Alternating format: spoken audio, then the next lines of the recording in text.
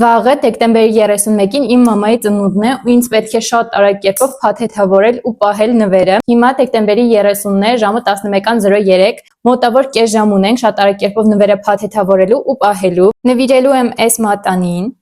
Մաման շատ անգամներ է ասել, որ կարծիի մեխով հավաքածուն շատ է հավանում։ Ճիշտ է, ես դեռևս այնքան հնարավորություն չունեմ, որ կարծիից ինչ-որ մի բան գնեմ, այնպես որ բավարարվում ենք սրանով, բայց ինձ թվում է սա էլ է շատ սիրուն։ Նվերը տալու համար մտածել եմ հետաքրքիր կվեստ, ամբողջ տանը թաքնված են հուշումներ, թե որից հետո ուր է գնալու ու որտեղ է գտնելու վերջնական արդյունքում նվերը։ Իսկ նվերը փաթեթավորելու եմ այսպիսի կառոպկաների մեջ, որոնք հետզհետե մեծանալու են։ Ամենաառաջինը այս փոքր կառոպկանը դնում ենք այստեղ, փակում ենք ու ուզում եմ ամբողջությամբ սկոտչով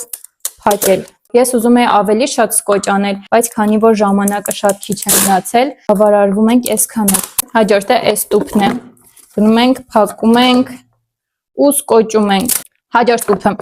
դնում ենք այստեղ, փակում ենք նորից ու սկոտչում ենք։ Մաման չգիտես ինչի վստահ է, որ նվիրելու եմ ռոբոտ փոշեկուլ ու ինձ թվում է, որ տեսնի այսքան մեծ արկղ, հաստատ վստահ կլինի, որ ճիշտ էլ գուշակել է։ Ու վերջին մի շաբաթվա ընթացքում ասում էի, որ նվերը իմ սենյակում է, ու մաման ամեն օր փորձում էր գալ սենյակս, որ կարողանա գտնի նվերը։ Իսկ իրականում նվերը այսօր եմ ես վերցրել։ Արկղը մի փոքր վնասված է, այս կողքերից էլ ենք ամրացնելու։